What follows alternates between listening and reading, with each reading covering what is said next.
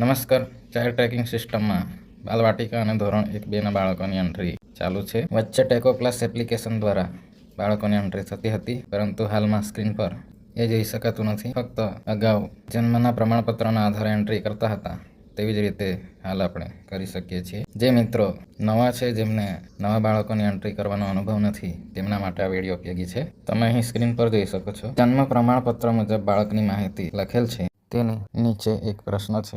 બાળકનું જન્મ પ્રમાણપત્ર છે. અહીં ક્લિક કરી યસ આપવું.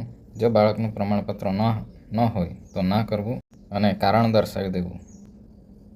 રાજ્ય પસંદ કરી લેવું, જિલ્લો પસંદ કરી લેવો, તાલુકો પસંદ કરી લેવો. જન્મના પ્રમાણપત્ર મુજબ પંચાયત, અહીં બાળક જે ગ્રામ પંચાયતમાંથી આવતું હશે તે ગ્રામ પંચાયત પસંદ કરવાની રહેશે. જન્મ પ્રમાણપત્ર મુજબ ગામ એવું લખેલ છે, ત્યાં જે તે પંચાયતમાં સમાવેશ બાળકનું ગામ પસંદ કરી લેવું. જન્મ નોંધણી ક્રમાંક જન્મના પ્રમાણપત્રમાં લખેલ હશે તે દાખલ કરી દેવો. જન્મ નોંધણી વર્ષ, જે વર્ષે નોંધણી કરાવી હશે તે વર્ષ લખી દેવો. સર્ચ ડિટેલ લખેલ છે, ત્યાં ક્લિક કરતાં કશું ડેટા આવશે નહીં.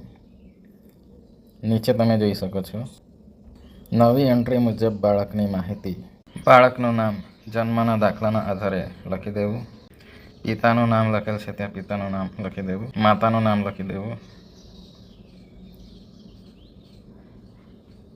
અને બાળકની અટક લખી દેવી. જન્મ તારીખના ખાનામાં જન્મ તારીખ દાખલ કરી લેવી. શું બાળક દિવ્યાંગ છે એવો પ્રશ્ન છે, ત્યાં ન કરી દેવું અને એડ ન્યૂ સ્ટુડન્ટ પર ક્લિક કરશો એટલે આ પ્રકારની સ્ક્રીન આવશે.